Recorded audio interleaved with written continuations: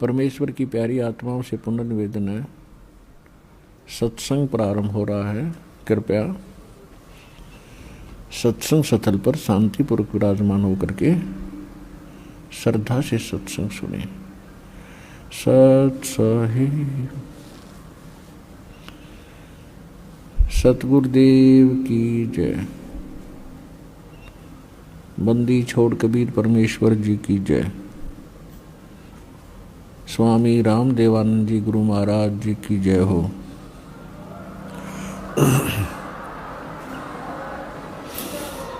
Grieve Namo Namo सतपुरुष को नमस्कार गुरु की नहीं। सुर नर मुनि जन साधुआं संतों सर्वस्ती नहीं। सतगुरु साहेब संत सब डंडो तुम प्रणाम। आगे पीछे मध हुए तिनको जा कुर्बान। नराकार निर्विषम काल जाल वैभंजनम निर्लेपम निज निर्गुणम अकल अनुबेशंदनम। सोहम सुरति समापतम सकल समाना निर्तल। उज्ज्वल हिरंबर हरदमम वे परवा अथा है वार पार निमज्जतम।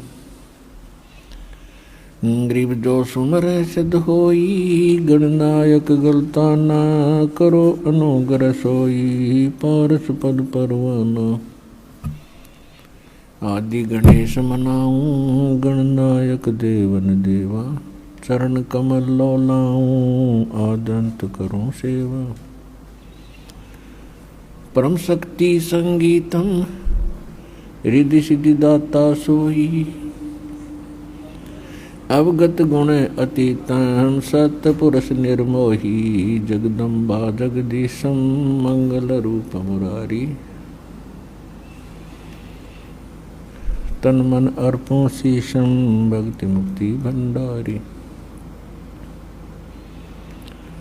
सुर नर मुनि जन जाए ब्रह्मा विष्णु महेशा। शेष सहस मुख गावे पूज्य आद गणेशा।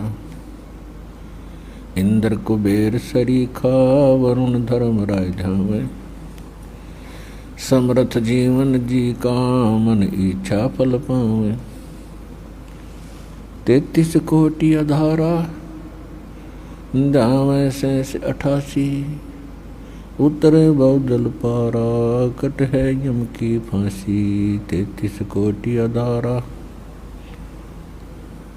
जावे शेष 88। उतरे बहुजल पारा कट है यम की फांसी। कर जोरूं विनती करूं धरूं चरण पर शीश। गुरु जी राम देवानंद जी महाराज ने दियो नाम बख्शीश। कोटि कोटि सिजदा करूं कोटि कोटि प्रणाम।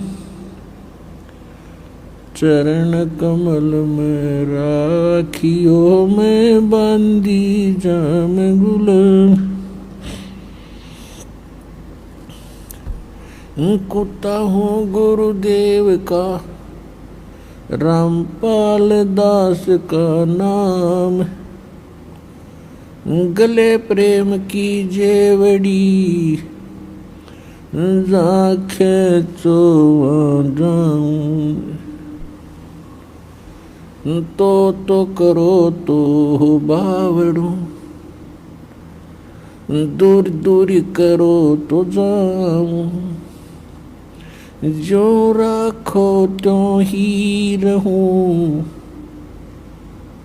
जो देवो सो खाऊं। गुरु जी तुम ना भूलियो। चाहे लाख लोग मिल जाएं। हमसे तुमको बहुत है तुमसे हमको नहीं। कबीर गुरु जी मिलेंगे पूछेंगे कुशलात, आदि अंत की सब कहूँ अपने दिल की बात। कबीर जय इब कै सतगुरु मिले, सब दुख आँखों रो, चरणों ऊपर शीश धरूं कहूँ जो कहनी हो। सतगुरु पूर्ण ब्रह्म है, सतगुरु आप अलेख, सतगुरु रमता राम है या मीनन मेख। गुरु बिन माला फेरते, गुरु बिन देते दान, गुरु बिन दोनों निष्फल हैं, चाहे पूछो वेद पुराण। गुरु बड़े गोविंद से मन में देख विचार, हरि सुमरे वो रह गए भाई गुरु सुमरे हो पार। कबीर गुरु गोविंद दोनों खड़े, काके लागू पाए, बलिहारी गुरु अपना जिन गोविंद दियो मिलाए।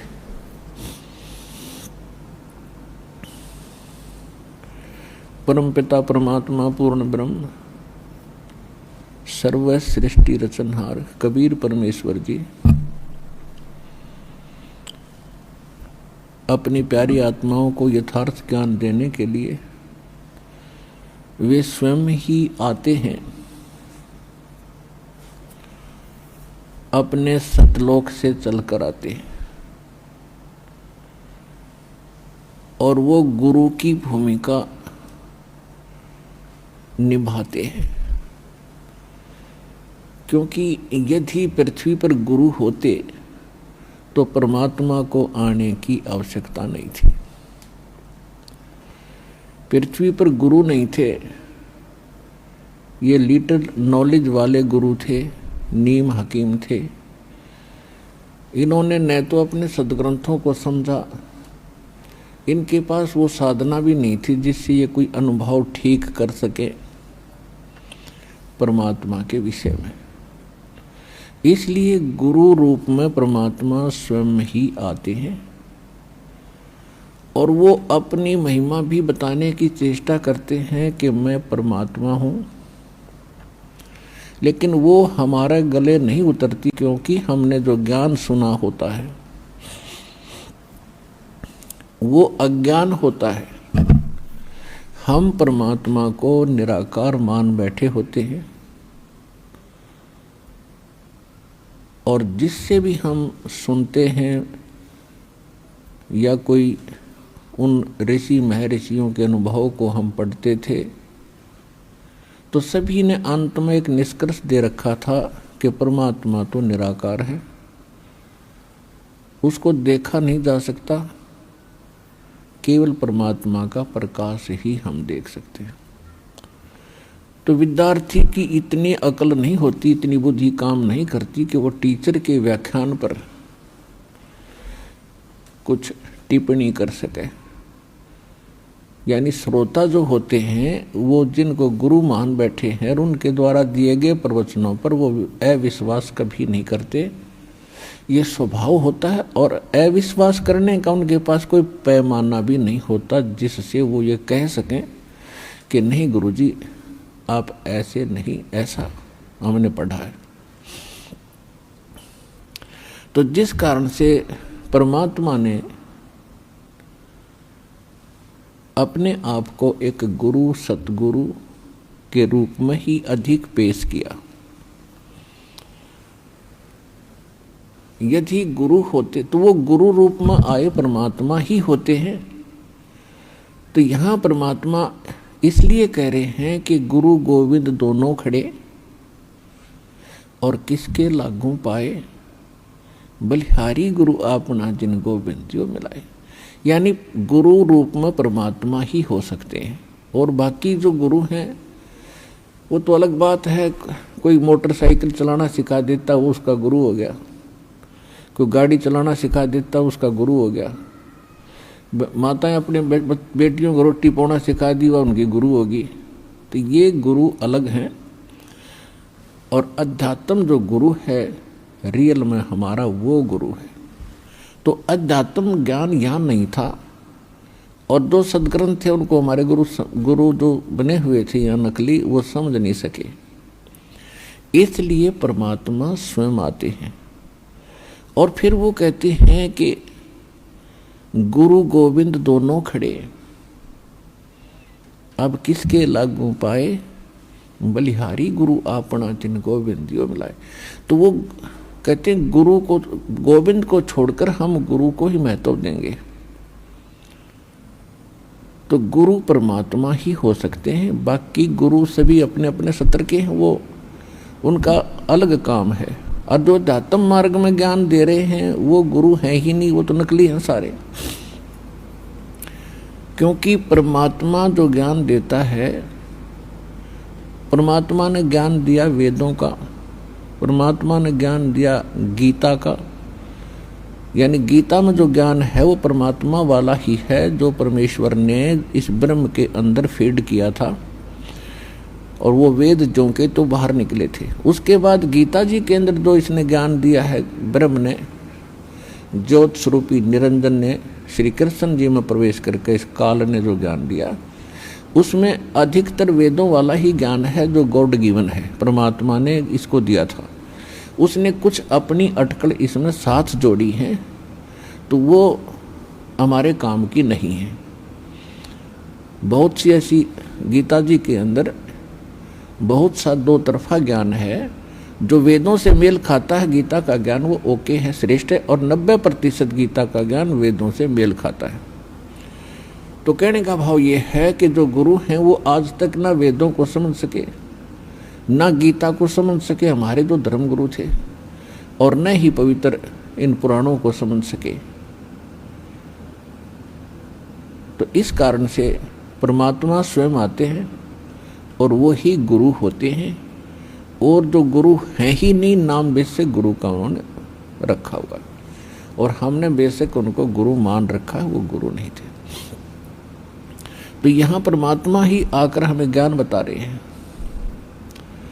सतगुरु के उपदेश का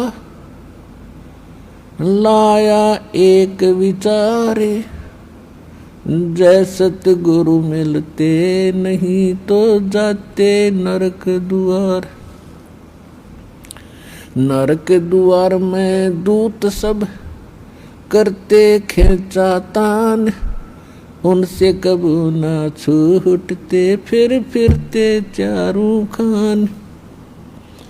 कबीर चार खानी में भरमते कबू न लगते पार, सो फेरा सब मिट गया मेरे सतगुरु के उपकार। सात समुद्र की मसी करूं, लेखनी करूं बन राय, धरती का कागज करूं, गुरु गुण लिख्यो न जाए।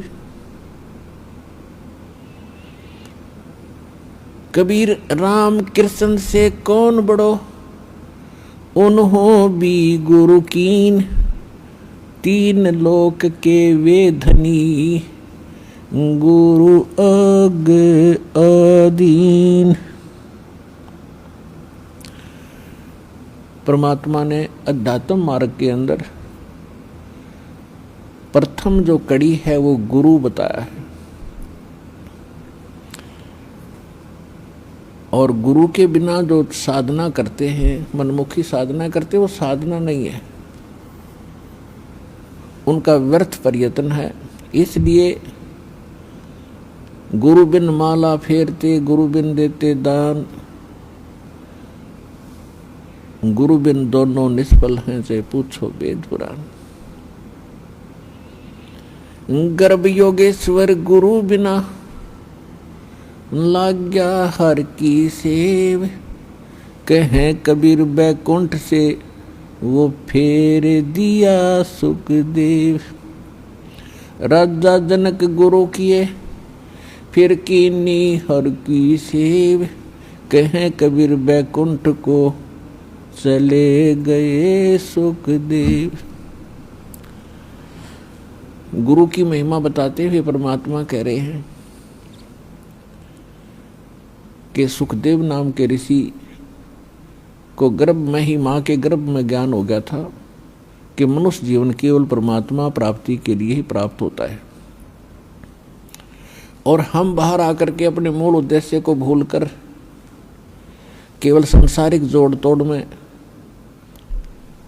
इन कोठी बंगले के बनानों में ही अपना जीवन नष्ट करके और एक हारे हुए जुहारी की तरह हाथ मसलते हुए चले जाते हैं। जब हम ये संसार छोड़कर चलते हैं तब हमें सब पता लग जाता है कि हमसे भारी भूल हुई है। हमने वो काम तो किया ही नहीं जो मनुष्य जीवन का करना था।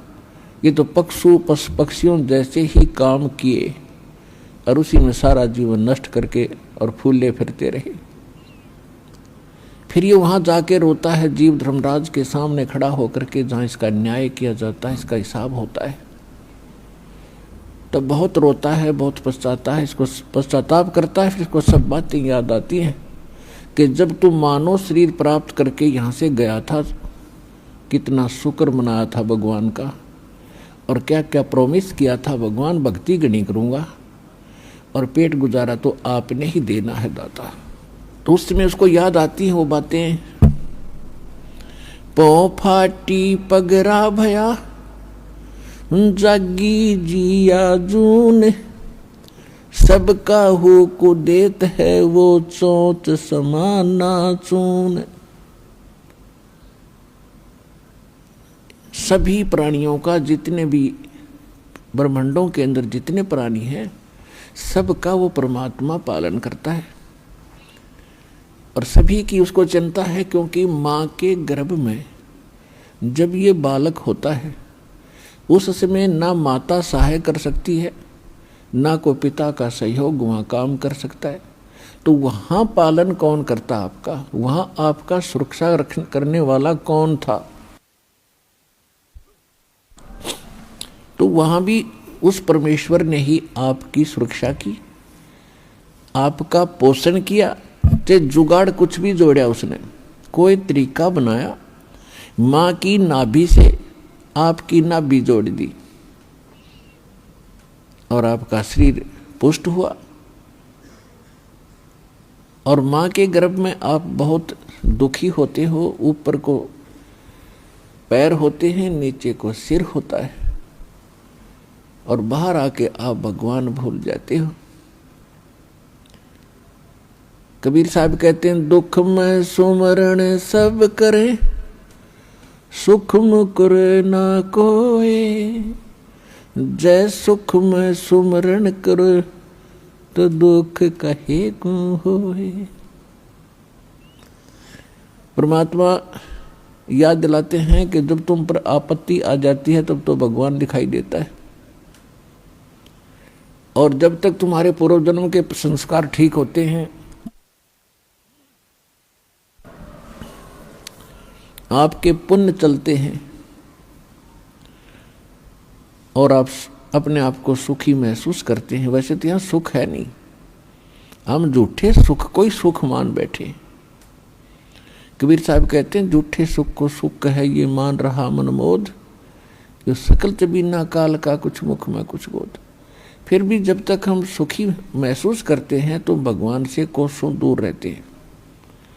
और भगवान की पूजा कैसी करते हैं? महीने 2 महीने 6 महीने में कभी इष्ट धाम पर मत्था टेक आए, शुक्रवार मंगलवार को प्रसाद बांट दिया, किसी दिन व्रत रख लिया। और अधिक लोग वर्तमान में तो नास्तिक ही हो चुके हैं, क्योंकि समय पर टूक मिल रहा है, अच्छी व्यवस्था होगी है, शिक्षा होगी है, अच्छी पोस्ट होगी हैं, खूब परमात्मा ने बुद्धि दे दी, अपने बच्चों को इन्होंने ट्यूबवेल लगा लिए हैं, नहरें अच्छी बना ली हैं, बढ़िया आहार समय पर मिलने लगा। अब भगवान से कोसों दूर हो गए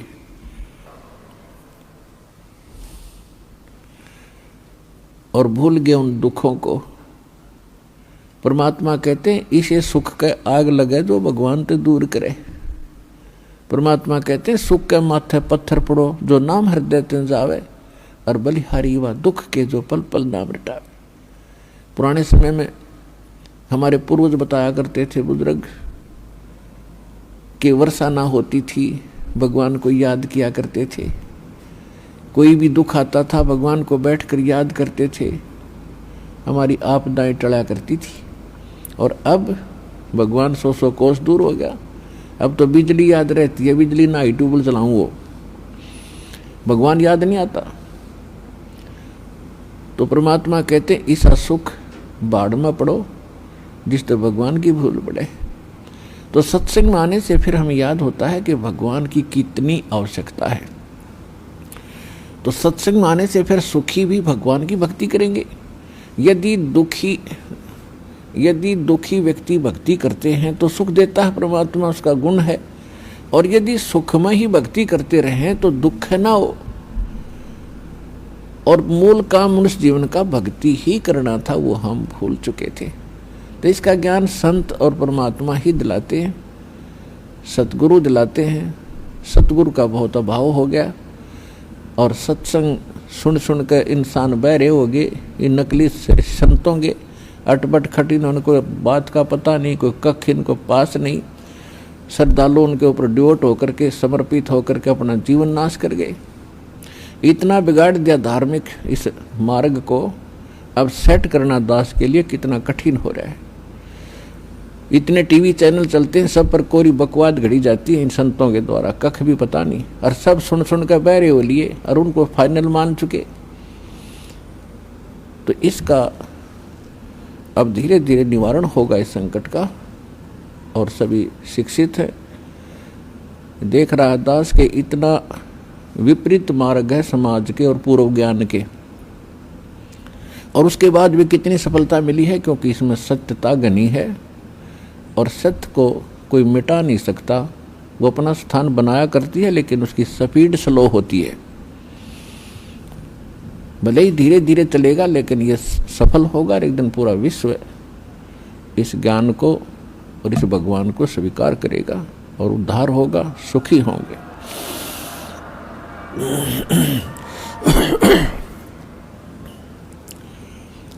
तो प्रसंग चल रहा है कि जब ये भगवान के दरबार में पहुंच जाता है तब इसको सारी बात याद आती है। जब वहां से चला था, मनुष्य जीवन पाकर आते हैं तो सभी उसके साथी बधाई देते हैं कि मेहर होगी भगवान की तेरे पे, और भगवान ना बोलिए, घनी भक्ति करिए, पीछा छुटवा के आना अब के। तो वहाँ से हम भी बहुत खुश होते हैं कि परमात्मा अब को और काम मैं नहीं करूँ, आपको याद करूँगा, और आप जो मस्तिष्क में लिखा वो तो आप देते ही देते हो। ये तो विधान है भगवान का, और पेट गुजारे के लिए आवश्यक काम करूँगा, बाकी समय में आपको याद करूँगा। तो यहाँ आने के बाद इसको इतनी भूल गिर देता है ये काल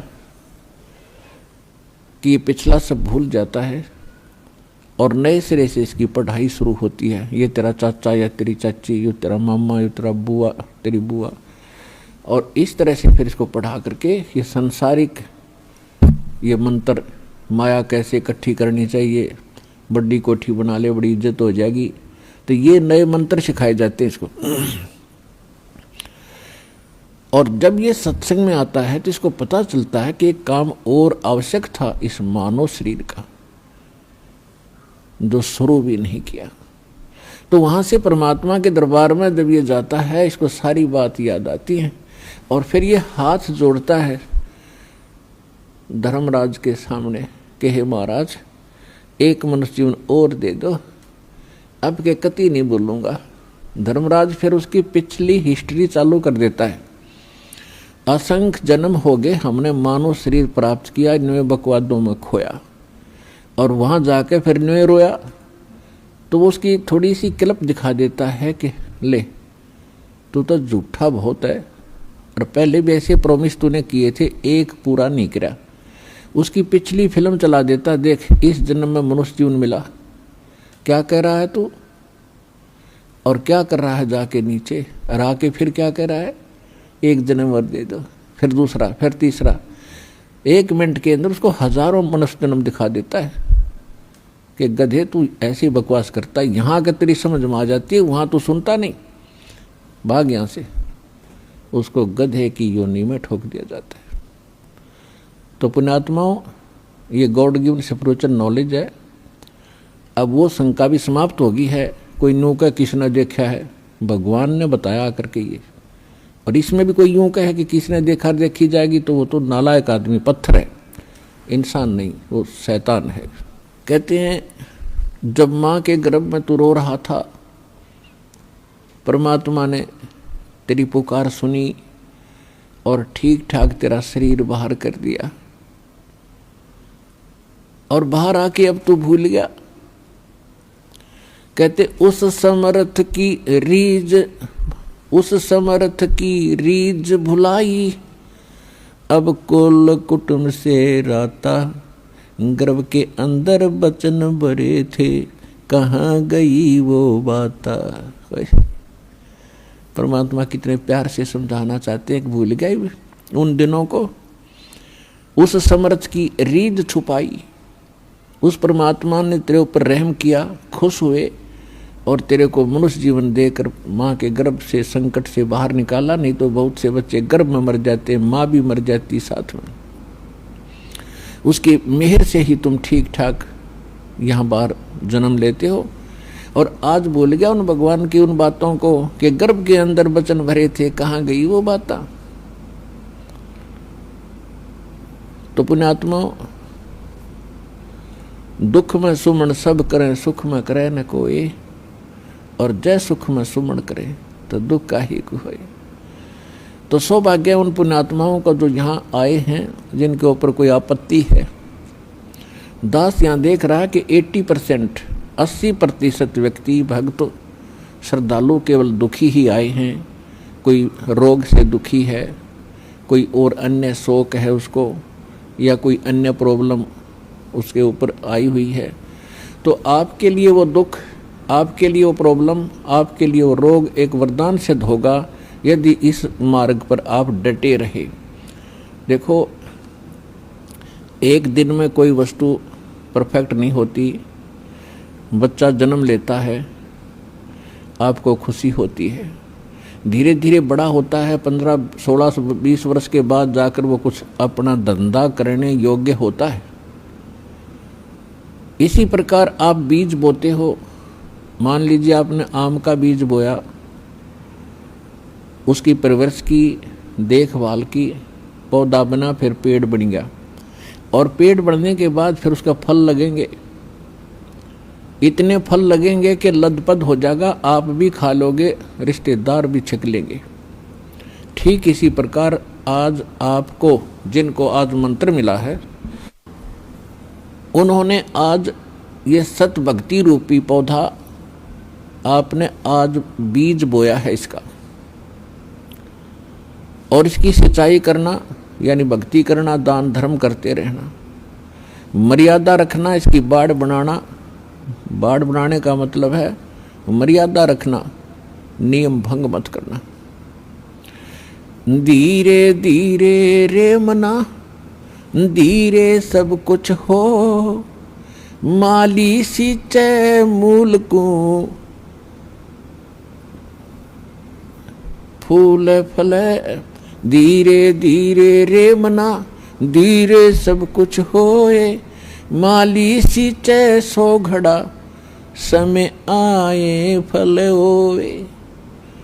जैसे माली का मतलब है जो उस प्रोसेस से परिचित, उसका विद्वान है, बाग बगीचे लाने वाला। वो बीज बोता है और उसमें सैकड़ों पानी घड़े डालता है, वाटर पानी के, और धीरे धीरे वो बड़ा होता है। उसको मालूम है, उसको 100% ज्ञान है, वो पूरा उसके ऊपर विश्वास है उसको कि एक दिन ये पेड़ बनेगा। अगर मैं इसकी सुरक्षा ठीक रखूँगा, इसको रोग से बचा कर रखूँगा, और बड़ा होए पाछा फिर देखना मेरे वारे न्यारे कर देगा।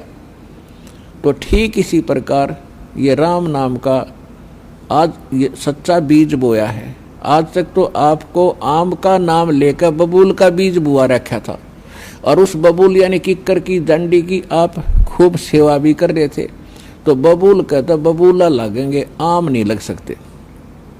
भक्ति भी करते थे, ऋषि महर्षि भक्ति खूब करी, जीवन गाल दिए, अब राज भी त्याग के भगवान के लिए जंगल में जा बैठे। लेकिन वो आम का पेड़ ना होने से, आम का बीज ना बोने से बबूल का बीज बो लिया, उनमें सिद्धियां आ गई। आन उपासना करते रहे, पूर्ण परमात्मा की भक्ति ना करके काल भगवान ब्रह्म या ब्रह्मा विष्णु महेश तक की भक्ति करके उन्होंने बबूल का बीज बो के बबूल ही प्राप्त किया।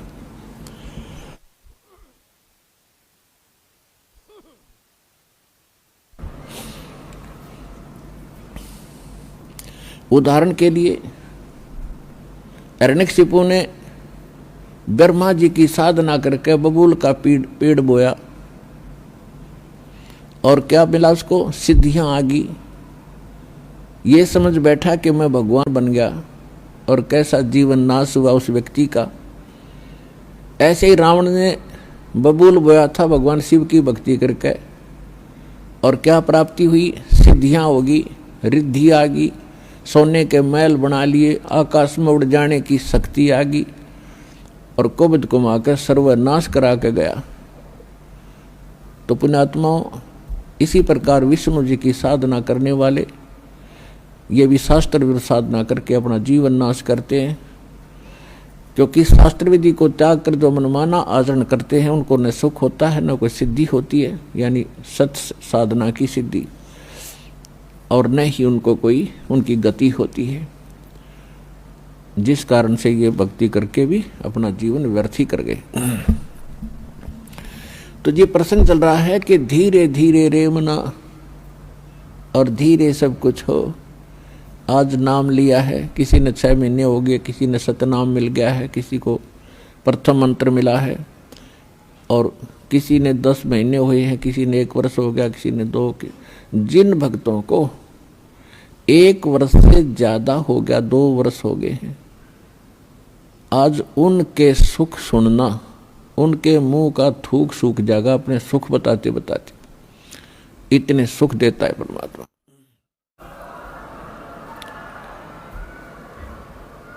और कुछ अनजान कहते हैं जी मैं 4 बार आ लिया, गणिया कोई लाभ सा विशेष नहीं हुआ। ये उसके लिए प्रार्थना है कि धीरे धीरे रेमना, धीरे सब कुछ हो, माली सींचे 100 गड़ा समय आए फलो। और दूसरा कारण ये होता है, सतगुरु के दरबार में भाई कमी कहे की ना, अनसा मौज नहीं पावता है तेरी चूक चाकरी। इस सच्चे दरबार में किसी चीज की कमी नहीं है। यदि आपको कोई राहत परमात्मा से नहीं मिल पा रही है तो आपका कनेक्शन ठीक नहीं है। अपने आत्माओं, जैसे एक मेन लाइन आई है बिजली के तारों की, और वहां से पूरी कॉलोनी को कनेक्शन मिला हुआ है, और किसी एक व्यक्ति का पंखा नहीं चल रहा या मोटर नहीं चल रही या कोई भी आइटम नहीं चल रहा, तो उसका कोई और कारण हो सकता है। या तो पंखा खराब हो सकता है या मोटर खराब हो सकती है, उसको चेक कराओ। और सारा ही व्यवस्था नहीं चल रही कोई भी, तो आपका कनेक्शन ठीक नहीं है। तो यहाँ एक बहुत बड़ी हम गलती करते हैं कि मर्यादा ना रख के भगवान का हम आशीर्वाद प्राप्त नहीं कर पाते, जिस कारण से आप जी का वो कनेक्शन कट जाता है।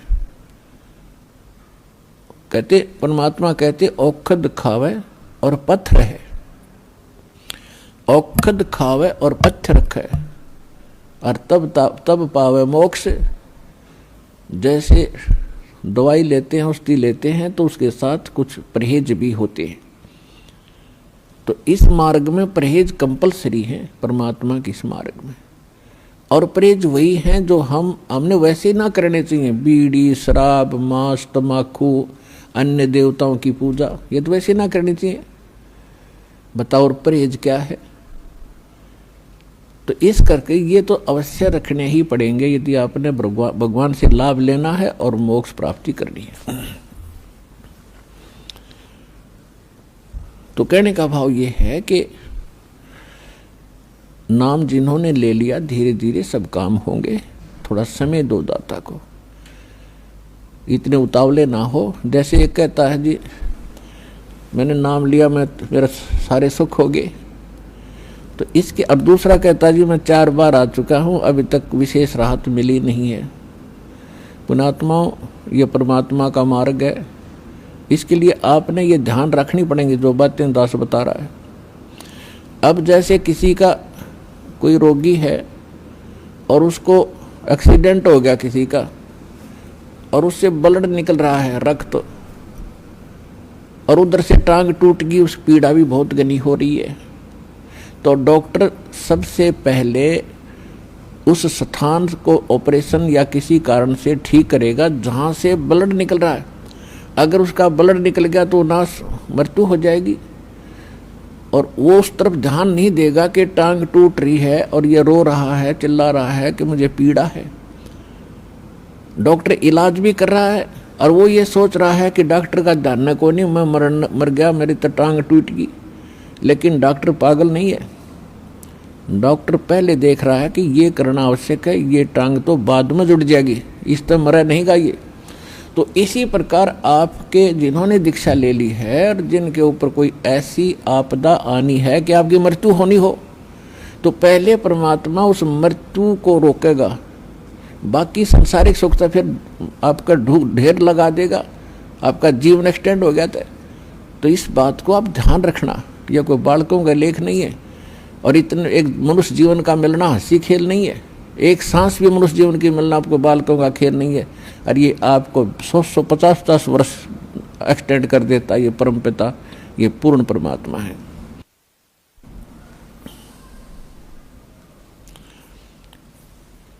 तो पुण्यात्मा, इन बातों पर ध्यान रखना जो दास आपको गाइडलाइन बता रहा है। तो इस प्रकार जिनको राहत नहीं मिल रही है वो ये ना सोचो भगवान का ऑपरेशन चालू नहीं है। आपके उन संकट निवारण के लिए परमात्मा उसी दिन सक्रिय हो जाता है जिस दिन आप इस ज्ञान को पढ़कर या ज्ञान को सुनकर और हृदय से पुकार लेते हो, परमात्मा हम आपके हो लिए, आपके बगैर मुझे कुछ दिखाई नहीं देता है। और कब बुलाओगे उसी दिन से परमात्मा आपको अपना मान लेता है, क्योंकि ये आत्मा का साथी है, आत्मा इसका अंश है, चाहे वो किसी धर्म में है, चाहे किसी मजहब में है, या किसी प्राणी के शरीर में है, कुत्ते गधे सूअर के शरीर में है।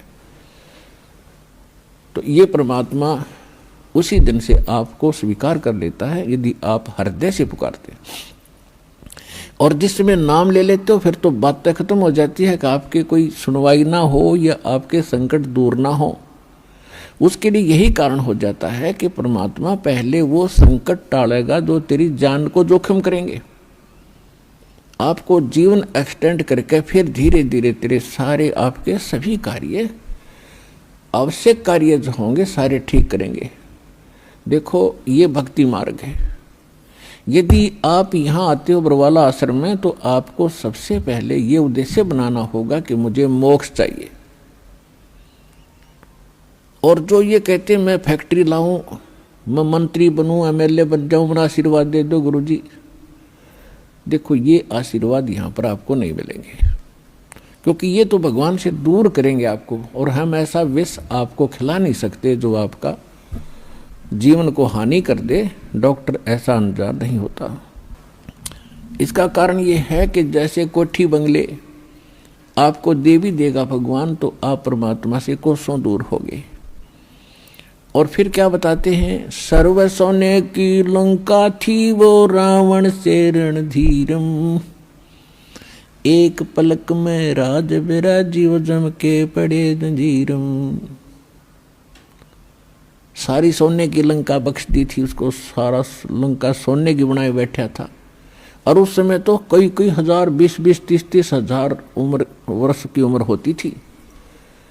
तो उसने तो आपको सोचना कोई बड़ी बात नहीं थी कि अभी ना मरूं, 30-40 हजार वर्ष जीऊंगा, क्योंकि सतयुग में लाख वर्ष की आयु होती है, और त्रेता में भी 67 के अंदर 40, 50, 30 और लास्ट में कम हो जाती है। तो रावण के मन में ये खरपतवार पैदा हो जाना क्या भी नहीं मरूंगा, ठाठ तो कोठी बना ली, दो कोई मंजिल की अटारियां बना रखी हैं। जैसे आजकल ये 20-20, 30-30 मंजिल के बनाते हैं मकान, वो तो 100-100 मंजिल के बनाए बैठा था, 200-200 के, इतना कुबद्दी था। और सारे सोने के, ईंट और गारा सोने की, लिपाई सोने की। और उसने भी ये सोच रखा था भी नहीं मरूं, ऐसा बक्कल उतरा, सह परिवार नष्ट हो गया।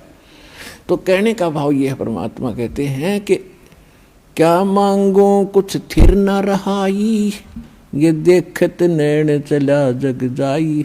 1 लख पूत 1.25 लाख नाती, उस रावण के दीवान बाती। परमात्मा कहते क्या मांगो, हमें बताते हैं कि क्या मांगोगे। रावण जितने धनी भी नहीं हो सकते, और ऐसे शक्तिशाली सिद्धि युक्त भी तुम नहीं हो सकते। और उसकी क्या दुर्गति हुई, और क्या मांगना चाहिए परमात्मा से।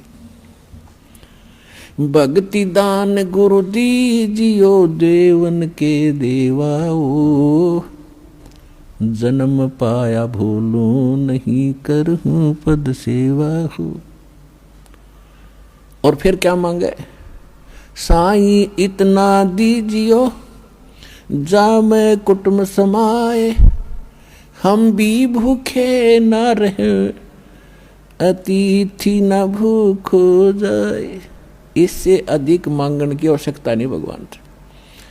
अब परमात्मा ने सारा पता है कि इस बच्चे को क्या आवश्यकता है और कौन सा देना वस्तु देना अनिवार्य है, और कौन सी वस्तु ये मांग रहा है, इसके लिए ये फायदेमंद है कि नहीं।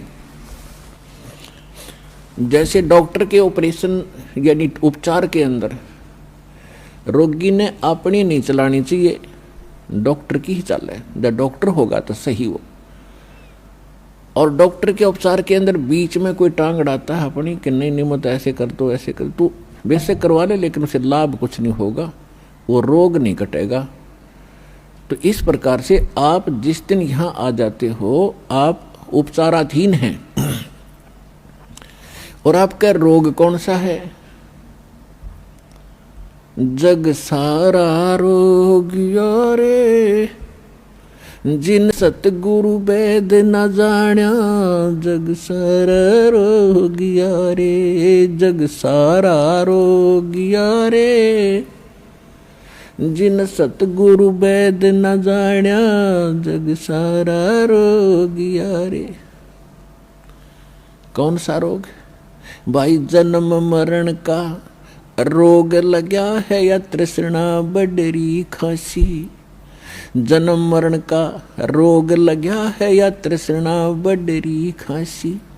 आवागमन की डोर गले में, या पड़ी काल की फांसी, जग सारा रोग यारे, जिन सतगुरु वेद न जाण्या, जग सारा रोग यारे। भाई देखा देखी गुरु शिष्य बन गे, किया ना तत्व विचारा।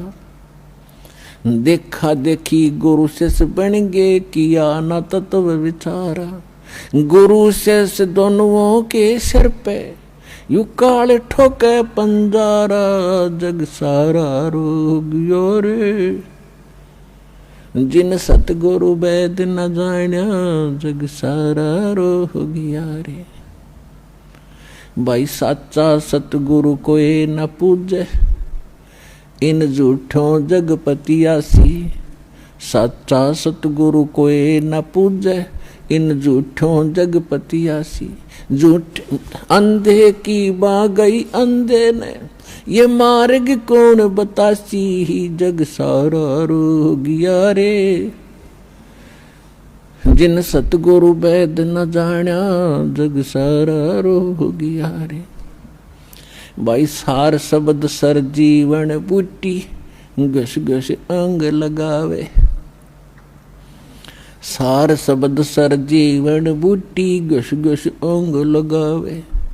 कहे कबीर तुम सतकर मानो, ये जन्म मरण मिट जावे, जग सारा रोग यारे, जिन सतगुरु वेद न जाण्या, जग सारा रोग यारे। तो इसमें स्पष्ट कर दिया परमात्मा ने कि आपको कौन सा रोग है। क्या बताया है कि जन्म मरण का रोग लगा है, और यह तृष्णा बढ़ रही, खांसी और आवागमन की। ऊपर जाओ, फिर वहां से अपना हिसाब करा के नीचे आओ, मनुष्य बनो, गधे बनो, कुत्ते बनो, फिर अपना टाइम पूरा करो, फिर जाओ, फिर वहाँ से नेक्स्ट आदेश हो गधा बनो, फिर जाओ, फिर आदेश बनो कुत्ता बनो, मनुष्य बनो, देवता बनो, फिर राजा बनो, फिर गधा बनो। कहते ये आवागमन की डोर गले में या काल के कर्म की फांसी आपके लगी हुई है, और इसको केवल परमात्मा पूर्ण ब्रह्म सत्य पुरुष कबीर परमेश्वर के अतिरिक्त कोई ऐसा भगवान नहीं है, देव नहीं है जो इस रोग ने काट सके। तो उसको काटने के लिए परमात्मा ने एक विधि बता रखी है, और वह विधि अभी तक छुपा रखी थी, क्योंकि परमात्मा का और काल का एक प्रॉमिस हुआ था, अनुबंध हुआ था। इस काल ने कहा था कि 3 युगों में, सतयुग, त्रेता, द्वापर में, हे परमात्मा आप थोड़े जीव निकालना, और चौथे युग कलयुग में आपके इतने ही ले जाना। काल को पता था कि कलयुग में इनकी पिछली बैटरी कति डाउन हो जाएगी, पुण्य कर्म कति खत्म हो जाएंगे। सतयुग, त्रेता, द्वापर में, सतयुग, त्रेता, द्वापर के अंदर आप रहे हैं, और वो कौन सी आत्मा है जो सतयुग, त्रेता, द्वापर में, सतयुग से शुरू होती है मानव शरीर प्राप्त करके, वो आत्माएं होती हैं जो कभी इस कलयुग के इस समय में, जो आज आपको टाइम मिला है, ये बीचली पीढ़ी का समय यानी मध्य का समय है कलयुग का, सत्य भक्ति का। प्रथम चरण तो कलयुग का था, परमात्मा आए थे, सहस्रीर आए थे, सहस्रीर कबीर परमेश्वर चले गए थे मगर से। अब ये बिचली पीढ़ी है जो अब स्टार्ट हुई, इसमें कंप्लीट कोर्स है भक्ति का, और निरसंशय है, कोई डाउट नहीं, सब प्रमाणित है। अब जो भक्ति करेंगे वो पार हो जाएंगे, मर्यादा में रहेंगे अंतिम सांस तक, वो तो सतलोक चले जाएंगे। फिर क्या होगा, 1000 वर्ष के बाद इस भक्ति में बहुत से ऐसे नालायक काल के दूत घुसेंगे, वो धीरे धीरे इनकी भक्ति खराब करवाना शुरू करेंगे, और उस समय जो सच भक्ति जितने समय वो कर चुके और उसके बाद मार्ग दिशा बदल ली, उनके साथ के बनेगी कि जैसे पुण्यात्माओं एक श्वास के मंत्र का जो इस दास से प्राप्त करके आप एक श्वास भी मंत्र का ले लेते हो सतनाम का, वैसे तो प्रथम मंत्र से ही आपकी गजब की कमाई शुरू हो जाती है, बहुत ज़्यादा बन जाती है। और यदि सतनाम का मंत्र भी आपने साल 2 साल 3 साल 4 वर्ष कर लिया और सारनाम ना भी मिला, तो भी आपकी ढेर सारी कमाई बन जाती है। और फिर काल क्या करेगा, क्योंकि आपके पुण्य तो वो देगा, उसने तो ऊपर होटल बना रखे हैं, स्वर्ग महास्वर्ग में, और ज़्यादा टैक्स है देता है वो आपसे, आपके पुण्यों से, कहीं 20%, 25%, कहीं पर 10%, ऐसे उसने अपने टैक्स लगा रखे। और जो खर्चा आप खाते हो वो अलग है, वो तो आपकी पूंजी से होगा, तो आपको स्वर्ग महास्वर्ग में रख देता है, और वहां आपके पुण्य आपके साथ होते हैं। जब महास्वर्ग के अंदर आपके पुण्य खत्म हुए, उसके बाद स्वर्ग में ले आता है, नीचे एक अलग से एक स्वर्ग है, उस महास्वर्ग से अन्य जो कॉमन स्वर्ग है, उसमें भी जब आपके पुण्य खत्म हो जाते हैं, फिर आपको पृथ्वी पर डाल देता है। तो वो पुण्यात्मा इतना समय वहाँ रहती हैं स्वर्ग में, महास्वर्ग में, फिर उनको सतयुग में प्रारंभ में जन्म देता है। इस भक्ति युग में की हुई भक्ति उनकी इतनी प्रबल हो जाती है कि फिर वो सतयुग में प्रथम जन्म लेते हैं। उनकी फिर भी इतनी भक्ति होती है, क्योंकि सतयुग में लाखों वर्ष का जीवन होता है, एक का जीवन पूरा करते हैं, इतने युग 1-2 जीवन में वो सतयुग पूरा हो जाता है। फिर त्रेता में आते हो आप वही हो जो पहले भक्ति लगे थे, लेकिन आप फिसल गए, आप रिपट गए, विचलित हो गए किसी कारण से। और परमात्मा का विधान है, जो जन मेरी शरण है ताका हूँ मैं दास, और गेल गेल लाग्या फिरूं जब तक धरती आकाश। एक बार इस सच्चे नाम से आज कोई जुड़ जाएगा, आज उसने नाम ले लिया, कितना रोगी है और चाहे उसकी कल मृत्यु हो जा, नाम लेते भी हो जा, तो अभी परमात्मा अपने बही में लिख लेगा उस आत्मा को कि मेरी होगी भी। अपने आत्माओं हमने असंख्य जन्म बर्बाद कर दिए, असंख्य जन्म मनुष्य के खो चुके हो आप। ये पहला शरीर नहीं जागा जो आज आपका जाने वाला है, मान ले कभी भी। ये तो असंख्य बर्बाद हो लिए, तो कपड़े हैं, कुर्ते पजामे हैं, तो आपकी शरीर बॉडी ऊपर का। और इस नाम के लेते ही आपके कई सैकड़ों कुर्ते पजामे खूटियां व अलमारी में रख दिए जाते हैं। मनुष्य आज आपको नाम लेते ही और चाहे अगले पल मृत्यु हो जाती है। वैसे तो ऐसा नहीं होगा, जो सच्चे दिल से आते हैं उनको राहत मिलती है, उनका मनुष्य जीवन एक्सटेंड होता है, आयु भी बढ़ाता है परमात्मा। एक उदाहरण के लिए कहते हैं कि जो अविश्वास रूप में भी आके नाम ले लिया, अब देखेंगे किसी के कहने से आते हैं रोगी बहुत से, तो देख लेते हैं एक बार चल के, तो वो उनको भगवान वैसे उसको एक्सटेंड नहीं करेगा। उनका पता है कि इसको मैंने जीवन भी दे दिया, यू आगे फिर वो बकवाद करेगा। तो परमात्मा ने तो अपनी आत्मा देखनी है कि इसका उद्धार क्यों कर होगा। तो नाम लेते ही यदि उसकी मृत्यु भी होगी तो भी भगवान के अकाउंट में आ गया, और 10 महीना में फिर जन्म देकर उसको फिर बरवाला बुला लेगा। वह शुरुआत होगी उसके जीवन की।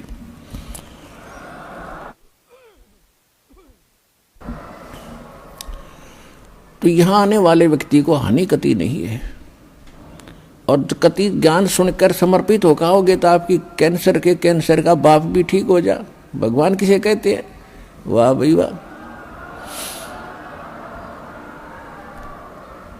यहाँ पर कम से कम लाखों भक्तों के कैंसर तक के रोग ठीक हो चुके, जिन समर्पित भाव से परमात्मा पर विश्वास करके नाम लिया और मर्यादा निभाई। क्योंकि दुखी आदमी मर्यादा खूब निभाता है, सुखी तक गड़बड़ कर देता है, समाज को गणा देखे उसने तो अपनी जान दिखाई देती है, तो उस पर जल्दी राजी हो है भगवान, जल्दी प्रसन्न होता है, उसका जीवन भी बढ़ावेगा और उसको रोग से मुक्त भी करेगा।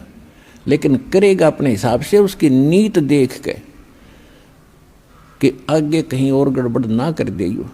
तो कहने का भाव है जो प्रसंग हमारा उसी पढ़ाते हैं। तो परमात्मा से जो हम मांगते हैं वो यही मांगनी चाहिए कि साईं इतना दीजिए जा मैं कुटुंब सुमावे, हम भी भूखे ना रहें और अतिथि न भूखा जावे। तो यहाँ आने वाले भक्त को लगभग 80% व्यक्ति जो हैं ये दुखी आते हैं, और उनके लिए वो दुख एक वरदान बनेगा, एक वरदान सिद्ध होगा उसके लिए। तो आपके लिए प्रार्थना है कि परमात्मा पर विश्वास रखना और कुछ समय देना भगवान को। और दूसरी बात यह है कि आज जो प्रसंग चल रहा है कि लाखों वर्ष सतयुग में आपने लाख वर्ष का जीवन भी प्राप्त हुआ, और वो भी थोड़ा लग गया, मरने लगे जब ने सोची और भी भगवान थोड़ा सा समय दे दे। त्रेता में हजारों वर्ष का रहा, द्वापर में भी 800-900 वर्ष तक जीवन रहा है जीव का, और कलयुग में अब 60-70-80 वर्ष हम मुश्किल से जी पाते हैं, 90 वर्ष हद कोई पकड़े मुश्किल से। अरे इसको ये तो थोड़ा मानना है कोई बड़ी बात नहीं, हमने लाख वर्ष का भी जीवन थोड़ा माना और वो भी अंत हुआ। ये जीवन तो अंत होगा ही होगा, ये तो फाइनल समझ लो, तो आपने पता है इस बात का। लेकिन मरना हम चाहते नहीं, वो बात अलग है कि अभी नहीं, अभी नहीं। जो मर चुके हैं वो भी ये सोचा करते अभी नहीं। कति स्वस्थ व्यक्ति और खूब फैक्ट्री लाग रही, लाखों करोड़ों अरबों रुपए की कमी नहीं, अपने ही हेलीकॉप्टर से मृत्यु को प्राप्त हो गया एक्सीडेंट होने से, और अब क्या बनेगा? गधा बन के घूम रहा होगा। मृत्यु वो भी गया, या मृत्यु कोई अचंभा नहीं है, ये तो यूनिवर्सल ट्रूथ है। लेकिन इस मृत्यु को से बचने के लिए अब तरीका है, मालिक की शरण में आओ। कबीर ये तन जाएगा, सके तो ठहर ला, एक सेवा कर सतगुरु की, फिर गोविंद के गुण गा। कबीर साहब कहते हैं ये मनुष्य जीवन तो सबका जाना है और समय पर जाओगा, जितना आपको प्राप्त है उससे अधिक नहीं मिलेगा। एक प्रियव्रत नाम का राजा था, उसने 11 अरब वर्ष तक तप किया और 11 अरब वर्ष तक उसको राज्य मिल गया। तप से राज्य प्राप्त होता है। अब 11 वर्ष अरब राज्य करके जब वो मरण लगा, 11 अरब वर्ष तक राज भोग के, इतने ठाठ माना हम तो राजा के। मरते समय जब यम के दूत उसको लेने आए तब उसने एक का प्रार्थना की कि मुझे कुछ श्वास और दे दो। बता 11 अरब वर्ष में तो किला तोड़ा नहीं, ये कुछ सांसों में तो किला तोड़ देगा। यम के दूत कहने लगे खबरदार, तेरे ताई एक भी सांस लेने का आदेश नहीं है, और टीटी भी पकड़ लेगे, गुद्दी पकड़ कर घसीट लेगे उस राजा को। और यहाँ परमात्मा क्या कहते हैं, जम जो राजा से डरे और मिट कर्म के लेख, अदली असल कबीर हैं ये कुल के सतगुरु एक। मासा घटे न तिल बधे, विद ना लिखे जो लेख, और सच्चा सतगुरु मेट करवाई ऊपर मार दे मेघ। क्या कहते हैं भगवान कि जा सतगुरु की मैं बलिहारी, जो मेटे जम तल बाणे नू। क्या बताया भगवान ने अपनी महिमा में कि उस सतगुरु पर बलिहारी जाऊं जो यम के तलबाने यानी तलब किया जाए यम के दूतों, यमराज के द्वारा जिसको बुलाया गया है, और यम के दूत लेन आगे कहते हैं उसको वापस कर दे, भाग जाए यहाँ से, ये नहीं आएगा, ये हमारा बच्चा है, तुम इसके निकट नहीं आ सकते। यानी उसकी उम्र बढ़ा दी, कर्म की रेख काट दी, मिटा दी, वो अंत था वो समाप्त कर दिया और आपकी आयु एक्सटेंड कर दी, बढ़ा दी। अब आप बालक हो, आपको मालूम नहीं कि कितना कीमती है मनुष्य जीवन, एक सांस की क्या कीमत है। कबीर साहब कहते कहता हूँ कहीं जात हूँ और कहूँ बजा के ढोल, श्वास जो खाली जात है वही 3 लोक का मोल। मनुष्य जीवन का श्वास, कितनी कीमत है इस श्वास की, और हम इसको कैसे बर्बाद कर रहे हैं। और उस श्वास को प्रियव्रत ने प्रार्थना की कि, और भगत भी था वो पहले जीवन में, तो नहीं मिला, एक श्वास भी नहीं मिला। और यहाँ आपको इतने श्वास बढ़ा देगा, आपकी गिनती भी नहीं होगी। तो ऐसा समर्थ भगवान आपको मिल गया है।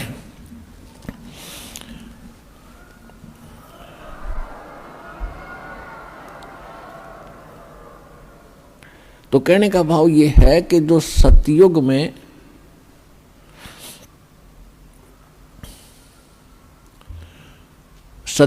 जो पुण्यात्मा आप ही में से, फिर क्या जो पार नहीं हुए वो यहीं भटक रहे होंगे, और सतयुग में फिर जन्मे, वो पुण्य खत्म हुए। जितने पुण्य खत्म हो जाएंगे उसी प्रकार वातावरण बदलता जाएगा संसार का। सतयुग में क्या था, इतना मजबूत शरीर होता था, पृथ्वी के ऊपर फल लदपद रहते थे, और बाग बगीचे बहुत गुणे, बनों के बन, केलों के बन, आमों के बन, यानी अंगूरों के बन ऐसे होते थे। और ये जो अन्न है, गेहूँ बाजरा ज्वार, जैसे सामक आपने देखा अपने आप उग जाता है, अपने आप परिपक्व हो जाता है, ऐसे खड़े रहा करते। कोई अभाव नहीं था, लाए तोड़ के और झाड़ के धर लिए और पका के खाओ और भक्ति करो, कोई काम नहीं था। फिर धीरे धीरे पुण्य समाप्त हुए, वो सुविधाएं भी कम होती चली गई, त्रेता में आए। त्रेता में आपको हजारों वर्ष का जीवन जीने को मिला, वो भी थोड़ा रहा, क्योंकि मृत्यु अच्छी चीज नहीं है। और यहाँ कंपलसरी यहाँ तो अच्छी चीज रहेगी ही नहीं। और हम यही डिमांड करते हैं कि हमें अच्छी चीज मिले और कभी समाप्त ना हो। अब बेटा बेटी हुए, हम कितने खुश हैं,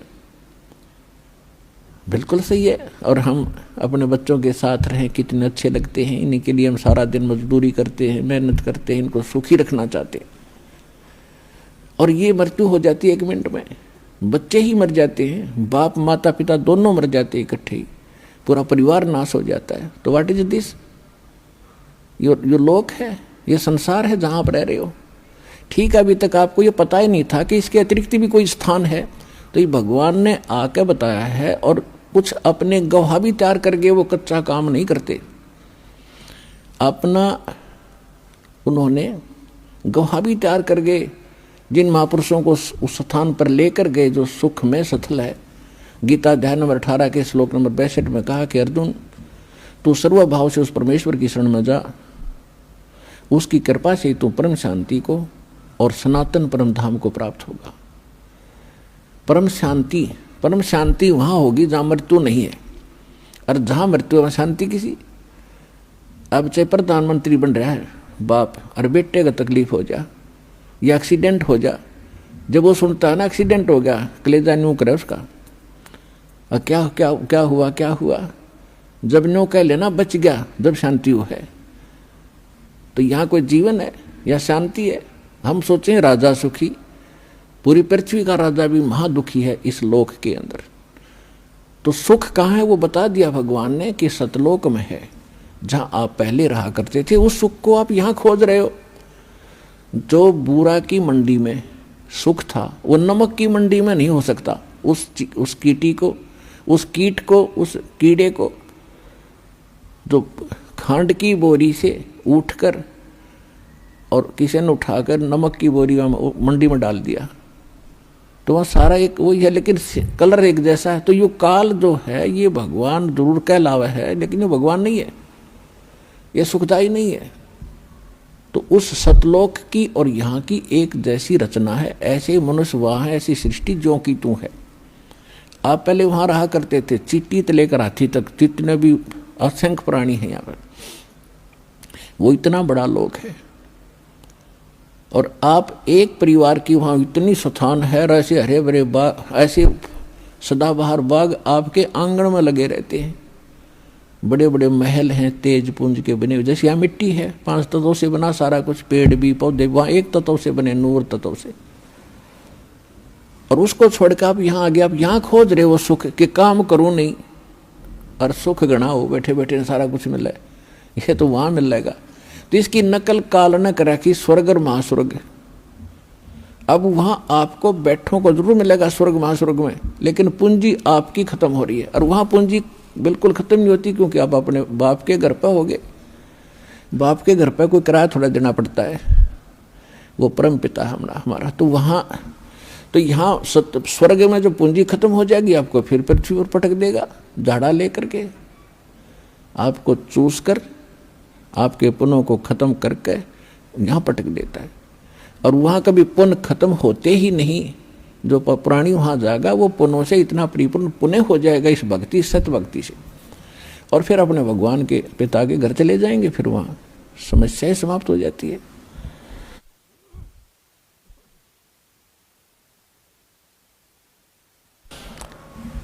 तो उसके बाद फिर तो ये कहने का भाव ये है कि इस लोक की तुम इच्छा कम करो, यहाँ की सुविधाओं से भी मुंह मोड़ो थोड़ा सा।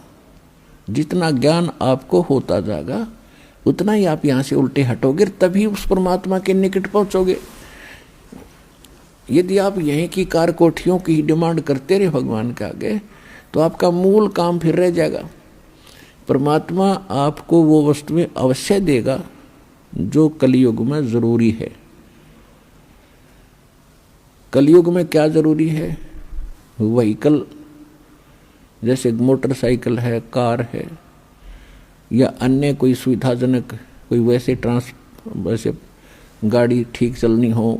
बस में भी आदमी आसानी से जा सकता है, ट्रेन से भी जा सकता है, आना जाना उसमें कौन सा, गाड़ी में बैठे बात से कि कौन सा देवता बन जाए, रेल में न इसमें कार में बैठ गया है तो आदमी है। तो जो भक्ति नहीं करता वो चाहे हेलीकॉप्टर ले रहा हो, वो तो पत्थर है और भगवान के लिए यूजलेस है। इसलिए परमात्मा कहते हैं राम रटत निर्धन भलो, टूटी घर की छान, वो कंचन महल किस काम के, जहां भक्ति नहीं भगवान। कि परमात्मा को बच्चा प्यारा है, चाहे निर्धन हो, और इतना निर्धन हो कि घर की छत भी टूटी हो और मेरी परमात्मा की भक्ति करता हो, और उस कंचन महल को क्या करे जिसका, वो किस काम के, सोने के महल जहां परमात्मा की भक्ति नहीं। तो भक्ति कितनी जरूरी है, कितनी आवश्यक है और कितनी महत्वपूर्ण है, इसकी कितनी कीमत है, ये आपको सत्संग से पता चलता है। तो आपको नहीं पता तो किसी की माननी अवश्य चाहिए जो बता रहा है। और एक तो बताया करें अपना अनुभव, वो तो संत अलग है, दास बताता है भगवान की बताई हुई। तो भगवान के बताए हुए में कोई त्रुटि नहीं हो रह सकती, ये तो आप बिल्कुल सत्य मान लो। ये तो माननी भी चाहिए कि भगवान जो कहता है वह फाइनल है। इंसान के कहे में त्रुटि हो सकती है, भगवान के कहे में नहीं हो सकती। तो दास अपना नहीं बताता अनुभव, भगवान का बताया ही बताता है। और जो उन्होंने ज्ञान दिया वो आपको सुनाता हूँ। और जिन महापुरुषों को भगवान सत्य वहाँ लेकर गए फिर वापस छोड़ा, उन्होंने जो ज्ञान दिया वो आपके रूबरू करता हूँ कि उन्होंने भी ऐसा ही कहा है और परमात्मा ने स्वयं आकर भी यही बताया है। तो फिर ये तो निरसंशय हो जाना चाहिए आपको कि दास जो कह रहा है वो फाइनल है, वो सत्य है। तो सत्य को ग्रहण करने की आदत बनाओ। बच्चे खिलौनों को सत्य मानते हैं क्योंकि उनकी बुद्धि इतना काम नहीं करती। छोटे छोटे घोड़े होते हैं खिलौने से, कार होती हैं, उनको हाथ से ऐसे घसीटते हैं, उनको कहते हट जाओ कार आ गई है, हट जाओ कार आ गई है, और पीछे पीछे दौड़ रहे हैं उसके। तो ये खिलौने हैं इस पृथ्वी लोक के जो आप डिमांड करते हो, वो तो खिलौनों से खेल रहे हो। और इस ज्ञान से फिर आप खिलौनों से खेलना अपने आप छोड़ दोगे। जैसे छोटे बच्चे होते हैं खिलौनों से खेलते छोटी छोटी कारों के साथ, और जब वो बड़े हो जाते हैं, उनका विवाह हो जाता है और उनको ओरिजिनल कार बैठने को मिलती है, तो फिर क्या वो उन खिलौनों वाली कार से खेल सकते हैं? बड़े व्यक्ति आप उन खिलौने वाली कार को खेल सकते हो? उससे नहीं खेलोगे। इसी प्रकार जब आपके विचार इस ज्ञान से मैच्योर हो जाएंगे, यहाँ से उठेंगे ऊपर को, तो जब आपको ऊपर के सुख का ज्ञान होगा, फिर आपकी इन यहाँ के खिलौनों में रुचि नहीं रहेगी। तो उस दिन आपकी भक्ति प्रारंभ होगी और एक दिन ये ज्ञान आपको होगा। भगवान ने आपको शरण में लिया है तो आपकी ऐसी स्थिति बनावेगा। पहले तो आपको जिन वस्तुओं की आवश्यकता वो जरूर देगा। अब आप यहाँ आते हो तो कोई तो रोग से दुखी है, कोई कर्जे से दुखी है, कोई अन्य कोई पुत्री के साथ कोई गलत घटना घट रही है, भाई कोई किसी केस से पीड़ित है, कोई किसी कारण से। और जो भी ज्ञान और भक्ति दी जाती है आपकी वहीं नष्ट हो जाती है, क्योंकि आप भक्ति करते हो, फिर 36 आपके ऊपर आपदाएं हैं, उनसे अर्जी लगाते हुए भगवान नहीं हो जाता, वो आपकी साथ साथ खत्म होती है। तो परमात्मा आपको कैसे ठीक करेगा? एक बार किसी के ओठ का चोट लगी, ओठ के, और किसी ने दवाई बता दी कि इसके होठ का हलवा बना के बांध दो। अब थोड़ा सा हलवा बनाया 10-20 ग्राम देसी घी का, उसके ओठ पर रख दिया। ओठ पर रखते हो भीतर कर गया, भूखा था, उसने फिर दरिया वो फिर खा गया। एक समझदार से ने बताया कि अच्छा बना दो, और पहले इसने भीतर से भरो, जब ओठ पर टटेगा अंदर से फुल करो इसको, जब टेकने देगा ये ओठ पे। तो पहले ये परमात्मा पहले आपको अंदर से भरेंगे, और जब इस औषधि ने ओठ पे टेकने दोगे आप, जब आप ऊपर निकालने की सोचोगे,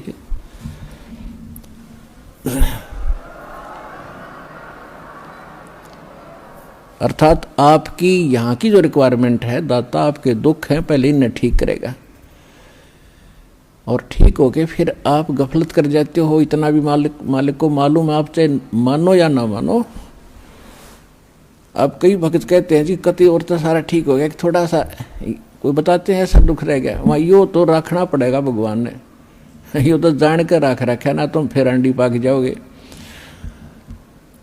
तो परमात्मा कहते हैं कि सुख के माथे पत्थर पड़ो, जिसते नाम हृदय ते जावे, और बलिहारी उस दुख के जो पल पल नाम उठावे।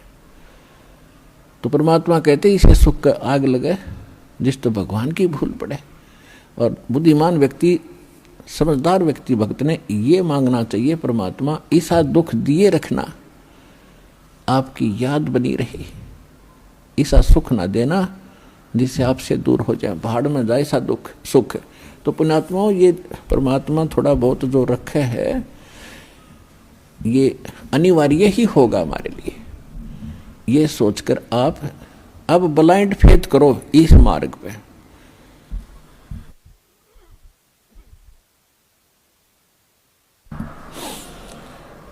पहले हम ब्लाइंड फेथ किया करते थे उन अज्ञानी नकली संतों पर,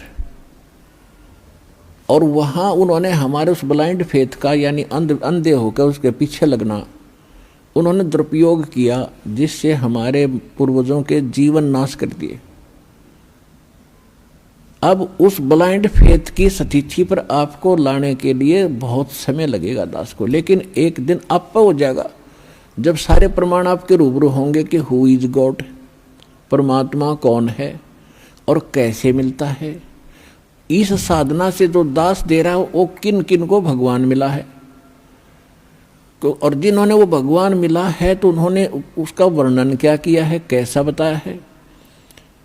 तो वही साधना जिन महापुरुषों ने जिस साधना के करने से परमात्मा मिले हों और वो आपके रूबरू कर दिया, क्योंकि आप स्वयं नहीं पढ़ सकते अध्यात्म लिटरेचर को, उसके लिए टीचर की आवश्यकता होती है सिलेबस को पढ़ाने के लिए। तो हमारा अध्यात्म का जो टीचर सिलेबस है ये पवित्र ग्रंथ हैं सभी धर्मों के,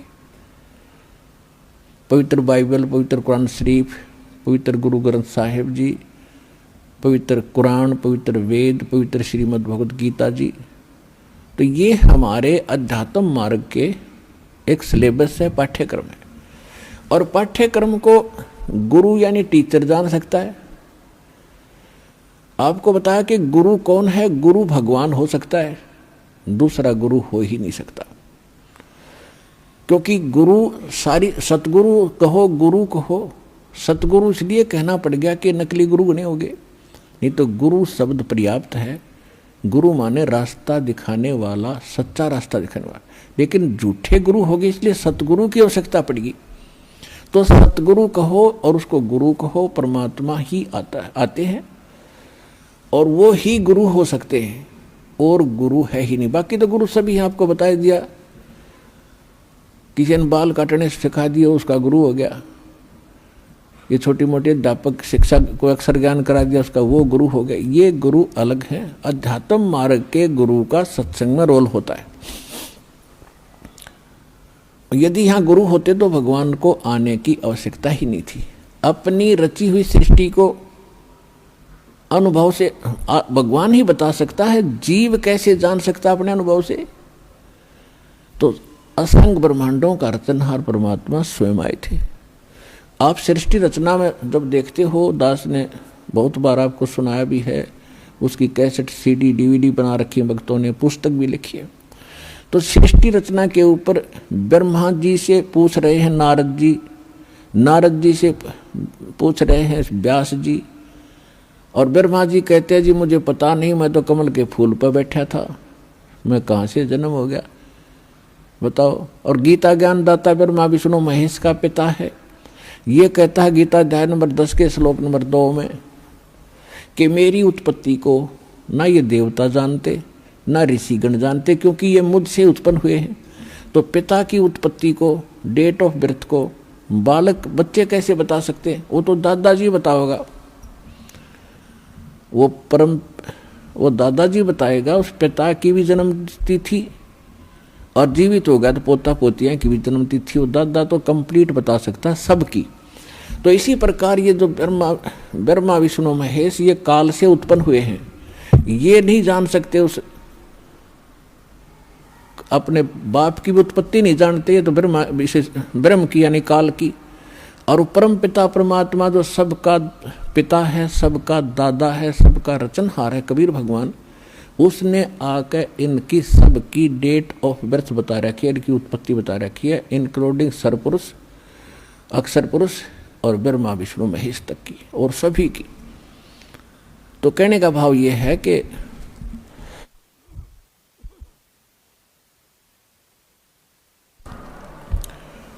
अब कहने का भाव यह है कि इस ब्रह्मांड के अंदर ब्रह्मा जी सबसे पहले गुरु माने जाते हैं, और ब्रह्मा जी से ज्ञान हुआ विष्णु और शंकर जी को।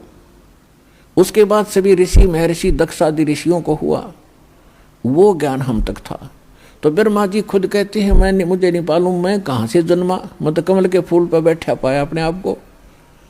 तो ये गुरु है, लेकिन सतगुरु नहीं है, इनकम्प्लीट गुरु है, तो ये भगवान नहीं है। ठीक इसी प्रकार उस पूर्ण परमात्मा ने आकर सारा मार्ग बताया, और वही परमात्मा है और वही गुरु रूप में आए। तो यहां उस गुरु का रोल शुरू होता है। अब वो गुरु खुद आए परमात्मा, और फिर उन्होंने 600 वर्ष पहले अपने प्यारी आत्मा धर्मदास जी से कहा था कि जिस समय कलयुग 5500 वर्ष बीत जाएगा, उस समय परमात्मा ने कहा था कि चौथा युग जब कलयुग आई तब हम अपना अंश पठाएं, और काल फंद छूटे नरलोई सकल सृष्टि परवानी खोई। कलयुग बीते 5500 पाचा, जब यो मेरा वचन होगा साचा। परमात्मा ने कहा था धर्मदास जी को कि मैंने इस काल से कहा था कि जब कलयुग आवेगा चौथा युग, तब मैं अपना अंश पठाऊंगा, और उस समय सारी पृथ्वी पूरा विश्व नाम लेगा, परवाना पावेगा, और धर्मदास सबका मोक्ष होगा। तो धर्मदास जी की यह बात समझ में नहीं आ रही थी, क्योंकि उस समय कबीर भगवान जब आए थे 600 वर्ष पहले, तो उनका इतना विरोध था, कोई बात सुनकर राजी नहीं था, उनके नाम से भी नफरत हो गई थी लोगों को। क्योंकि मुल्ला और काजियों ने और हिंदुओं के पंडित और ऋषि मंडलेश्वरों ने भगवान को इतना बदनाम कर दिया था कि ये झूठा है, कपटी है, वेद शास्त्रों को जानता नहीं है, ये सारी बकवास कर रहा है, ब्रह्मा विष्णु महेश की बेइज्जती करता है, इसकी बात भी ना सुनना। और उससे में परमात्मा ने कहा कि पूरी पृथ्वी पर मेरा ही ज्ञान रहेगा, और वो भी इसे कलयुग में आज से 5500 वर्ष बीत जाएंगे, जब तो 4900 वर्ष ही बीतते थे कलयुग के।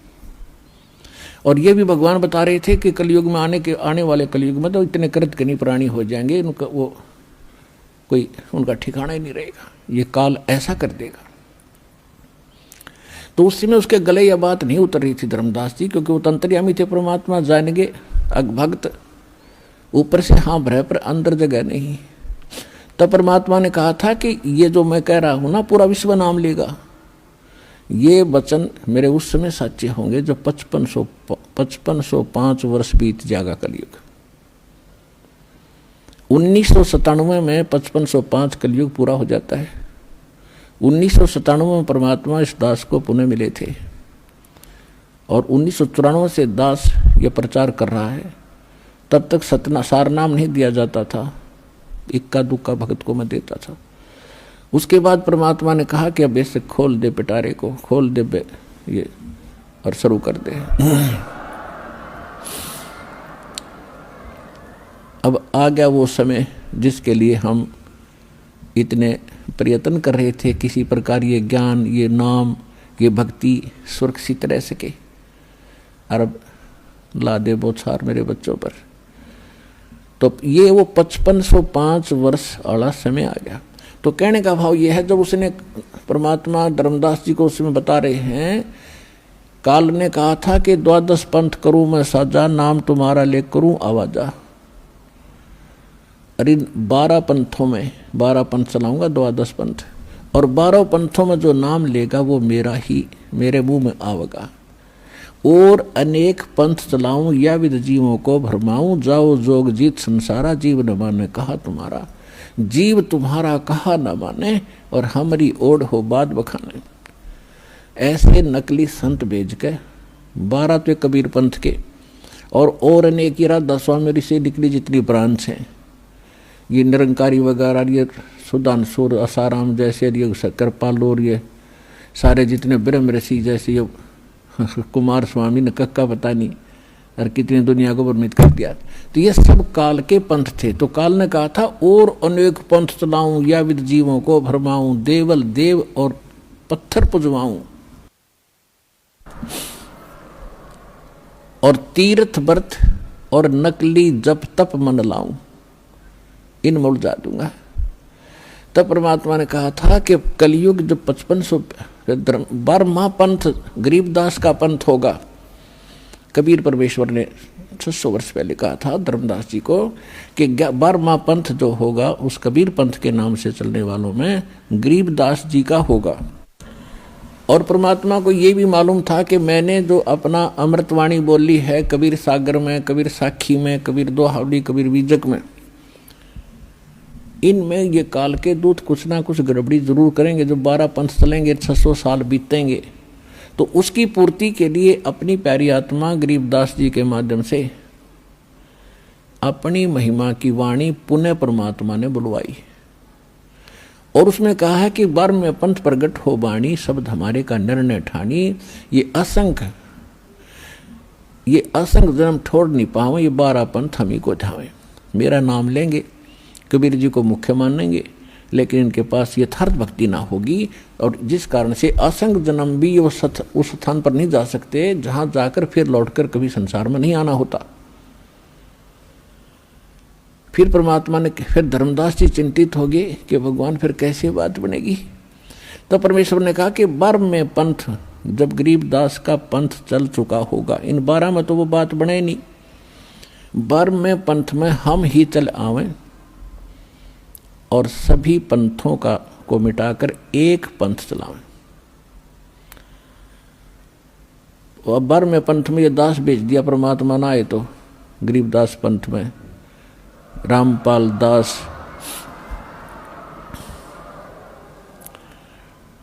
तो कबीर साहब ने कहा है कि पुरुष और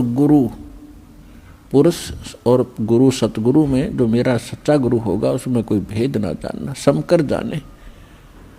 मम संत मुझे जान मेरा ही स्वरूपम, परमात्मा ने कहा है मम संत, मेरे संत को मुझे ही जान, मेरा ही स्वरूपम।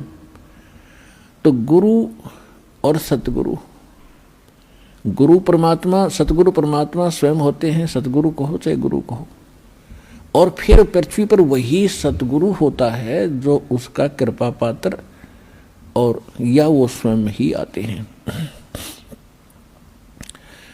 तो अब कहने का भाव यह है कि इस 21 ब्रह्मांड में इस दास के अतिरिक्त इस पृथ्वी पर छोड़ कहीं गुरु नहीं है इस मार्ग के जानने वाला वर्तमान में।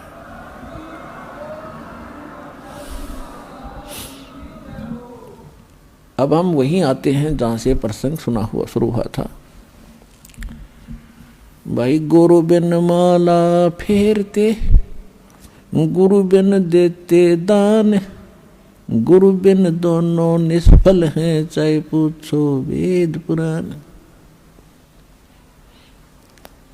गुरु गोविंद दोनों खड़े, काके लागू पाए, बलिहारी गुरु अपना जो गोविंद दियो मिलाए।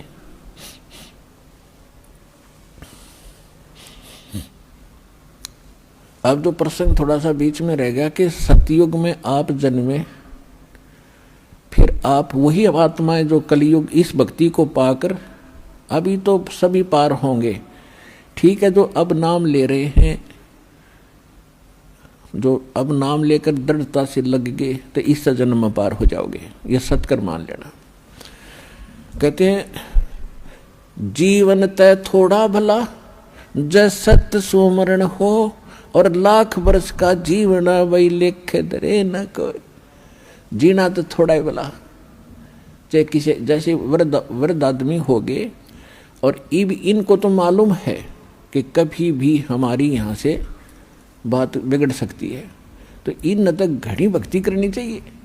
ठीक है, थोड़ा बहुत कष्ट बुढ़ापे में घना बढ़ जाता है, लेकिन मालिक साथ रहेगा, आपके रोगों को भी दूर करेगा। भक्ति योग बनाकर रखेगा। जब आपको शरण में लिया है तो परमात्मा ही ये पत्थर न चला दे, पत्थर को बुला दे और झूठे तो मंत्र करवा दिए, तो हम तो इंसान हैं, बहुत आसान है हमारे लिए तो सब कुछ करना।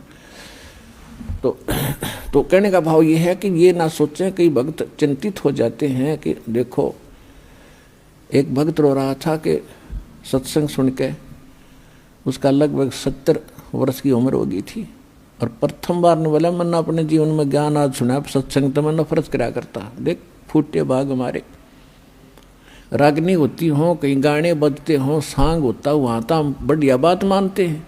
और जब सत्संग हो रहा है उन्होंने कहना वहाँ नहीं जाना, वहाँ घटिया आदमी जाते हैं। इसका कारण क्या रहा कि नकली संत, बात तो बताओ, भगवान की काम करे सारे खोटे, जिस कारण से बदनाम संत हो गए।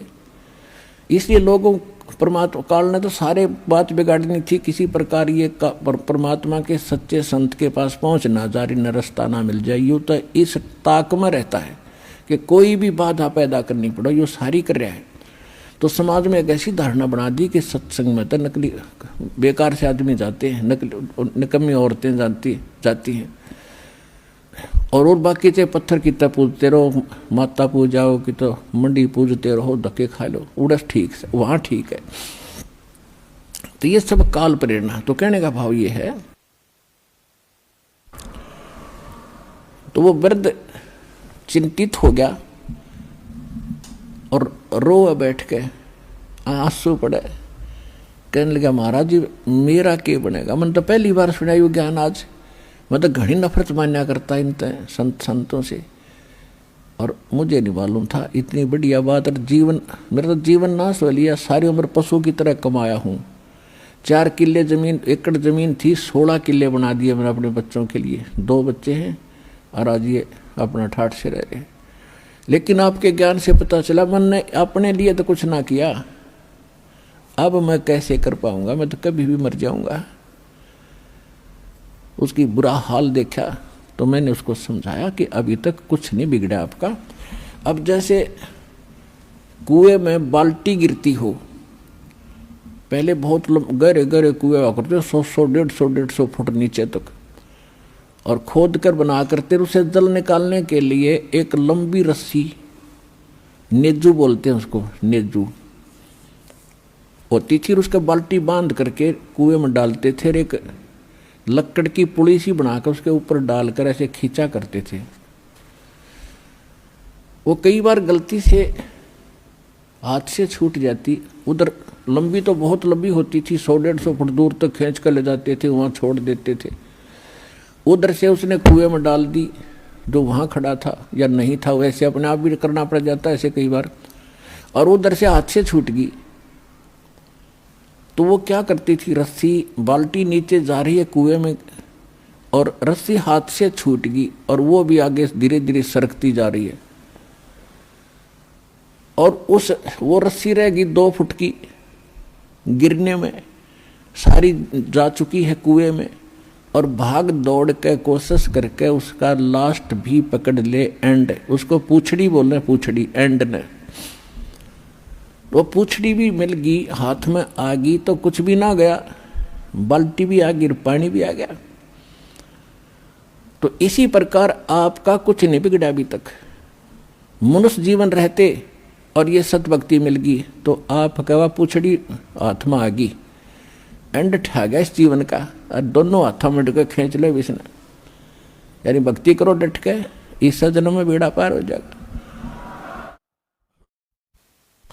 जीवन ते थोड़ा भला जय सत्य सोमरण हो, ये लाख वर्ष का जीवन लेख धरे ना कोई।